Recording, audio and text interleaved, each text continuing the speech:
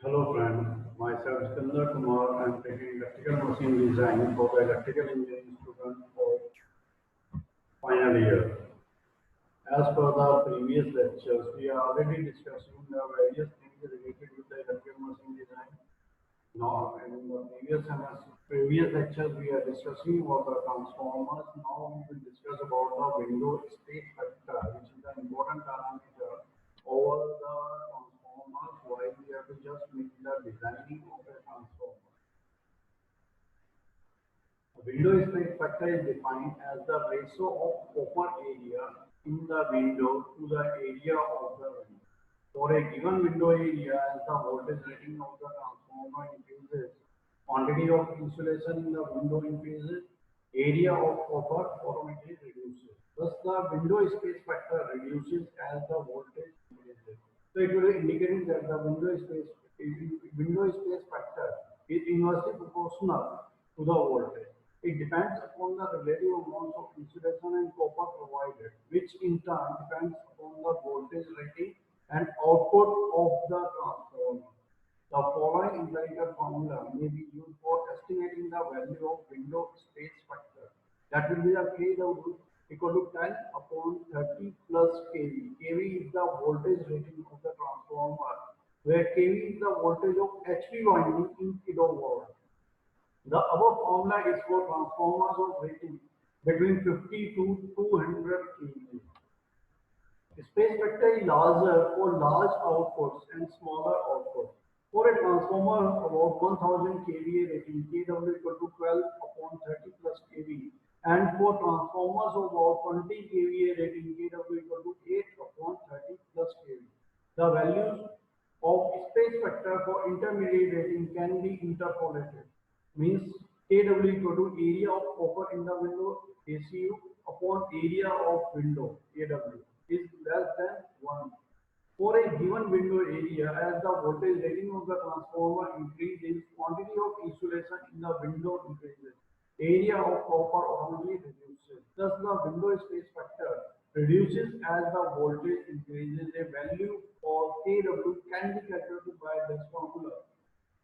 10 upon 30 plus kVHV, where a kVHV is the voltage of the high voltage winding expressed in kilovolt. Overall dimension of transformer, the main dimension of the transformers are this. This will be the inside transformer and this will be the iron area. So AW will be the window area and the AI will be the iron area of the transformer. The main dimension of the transformer are height of window and width of the window. The other important dimensions of the transformers are the width of largest stamping and diameter of the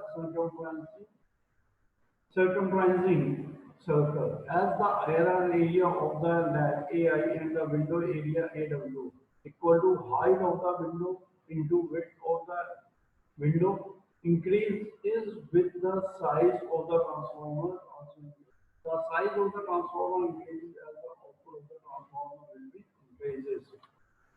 There are some parameters which are associated with the transformers as per the rating of the transformer. First parameter which will be displayed on the specification table, it will be the output in kVA.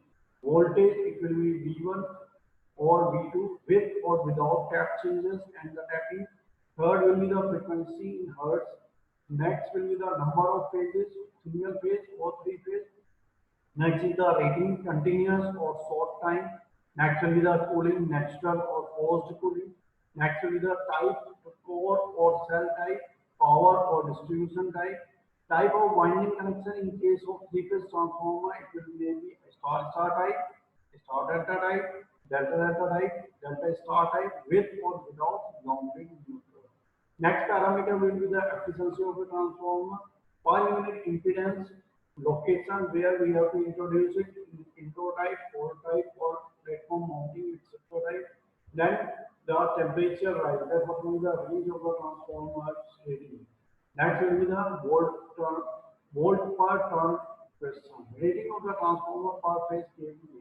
The per phase for V1 I1 into 10 to the power minus 3 or E1 I1 into 10 to the power minus 3 for the kVA, kilovolt ampere. It can be written as the 4.445 F T1 I1 into 10 to the power minus 3.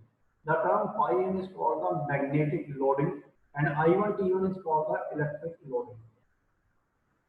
The required kVA can be obtained by selecting a higher value of pi m and a lesser value of I1 T1 or vice versa.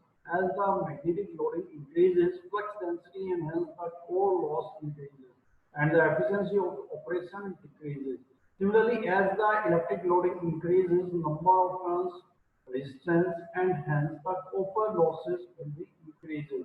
This leads to reduced efficiency of the transformer. It is clear that there is no advantage by the selection of higher values of I1, T1 or phi. For an economical design, they must be selected in a certain proportion. Thus, in practice, we can say that the phi m upon IT1 must be a constant Kt. So, I1 T1 equal to phi m upon Kt. Substituting the first equation and the second equation, we are getting that the phi m will be equal to the square root of the Kt into kVA per phase per upon 4.44 F into 10 power minus 4. Since the EMF equation E1 equal to 4.44 pi m F T1 is in T1 as a turns or voltage turn ratio. So ET equal to E1 T1 equal to 4.44 pi m F into F. So we are getting the value of this one that there is a constant. We are assuming that it will be k. So k is square root of the k, where k is the 4.44 f into 10 to the power minus 10 to the power 3 into kT.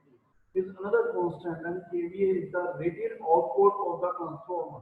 The constant k depends on the type of transformer. It may be single phase or three phase. It may be core type or cell type. It may be power type and transformer or distribution type. It may be type of factory organization which will be used or which type of organization the transformer will be using.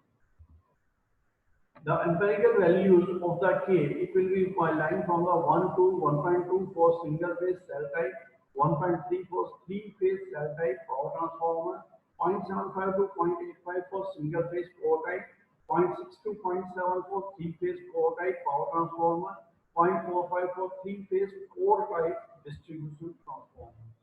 So these are the different parameters which are associated with this one. Whenever we have to just look over the equations that which type of equation we are using and how we have to design over the transformer on the basis of the physical evidence which will be given over there because we know about the width of the transformer and the height of the transformer and on that basis the calculation of the transformer size will be defined. Thank you for attending the